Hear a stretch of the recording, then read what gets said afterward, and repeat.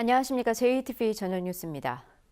국회 본회의 처리가 임박한 내년도 정부 예산안에 새만금 국제공항 건설비 등의 반영이 유력시되고 있습니다. 전라북도 등에 따르면 새만금 국제공항 건설을 위한 용역비를 비롯해 전주 역사 전면 개선, 국립지덕권 산림치유원 조성, 태권도원 진입도로 건설 같은 사업을 시작할 수 있는 예산이 반영된 것으로 알려졌습니다. 하지만 전라북도가 확보에 힘을 쓴 새천년 공원 조성과 연기금 전문대학원 설립 예산은 반영되지 못한 것으로 전해졌습니다. 서남학원 임시이사회는 오늘 부산의 온종합병원이 작성한 서남대 정상화 계획서를 교육부에 제출했습니다. 온종합병원의 정상화 계획서에는 교육부가 요구한 정상화 전제 조건인 330억 원의 횡령금 변제 계획과 서남대 전체 인수완, 중장기적으로 2천억 원의 투자 계획이 포함됐습니다.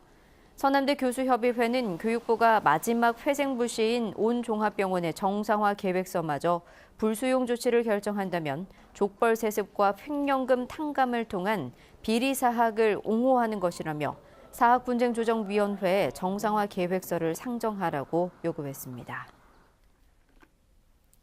전주교대가 총장 적격 후보자 수용 여부를 결정하는 구성원 전원 투표를 진행했습니다. 구성원 전원 투표는 지난달 30일 교수회의에서 결정됐으며 구성원들은 교육부가 적격 심의한 1, 2순위 총장 후보자에 대한 수용, 불수용 여부를 투표합니다.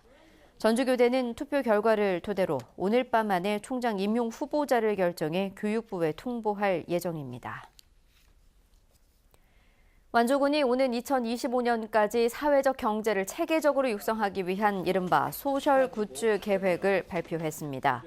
완주군은 새 정부가 사회적 경제를 적극 추진하고 있는 만큼 지역사회의 민관 네트워크 시스템을 구축해 오는 2025년까지 마을기업과 협동조합 등을 300개 육성하고 500억 원의 신규 소득과 5,000개 일자리를 만들겠다고 밝혔습니다. 완주군의 소셜 굿즈 계획은 사회적 경제 분야를 현재 로컬푸드 중심의 농업 부문에서 복지와 문화, 교육 등으로 확장시켜 지역민의 삶의 질을 높인다는 구상입니다. 전라북도와 14개 시군이 내일 동시에 자동차세 등을 체납한 차량의 번호판을 영치합니다.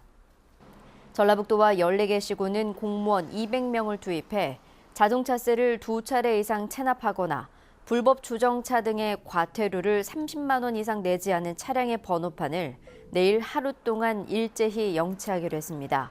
지난 10월 말 현재 자동차세와 과태료 체납액은 833억 원에 이릅니다. 전주지법 형사 6단독은 강제추행 혐의로 기소된 전직 교사 57살 A씨에게 징역 8개월의 집행유예 2년을 선고하고 성폭력 치료 강의 40시간 수강을 명령했습니다.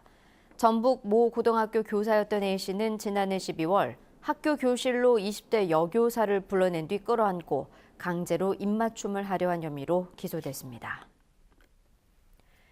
올겨울 들어 가장 추운 날씨를 보인 오늘 익산에는 한파주의보가 내려졌다가 오전에 해제됐습니다. 저녁과 밤 사이에는 눈이 예보돼 있습니다. 예상되는 적설량은 1에서 3cm로 많지 않겠습니다. 내일 낮부터는 추위가 누그러져 전주의 기온이 9도, 익산은 8도 안팎까지 오르며 평년 기온을 회복하겠습니다. 내일 밤에도 일부 지역에는 약한 비나 눈이 예보돼 있습니다. JTV 8시 뉴스 예고입니다. 진안군 가위박물관 골동품 가위들의 가격이 부풀려지고 진품 논란까지 일고 있는 가운데 감정평가마저 제대로 진행되지 않았다는 의혹이 제기됐습니다. 여성 친화도시로 지정된 김제시가 시설물에 막대한 예산을 쏟아붓고 있지만 효과도 분명하지 않은 전시성 사업이라는 비난이 일고 있습니다. 전북교육청의 내년도 예산안을 심의한 도의회가 방만한 편성이라며 100억 원이 넘는 예산을 삭감했습니다. 전주시가 미취업 청년들에게 청년수당과 심리치료 서비스를 제공하기로 했습니다. 자세한 소식은 JTV 8시 뉴스에서 전해드리겠습니다.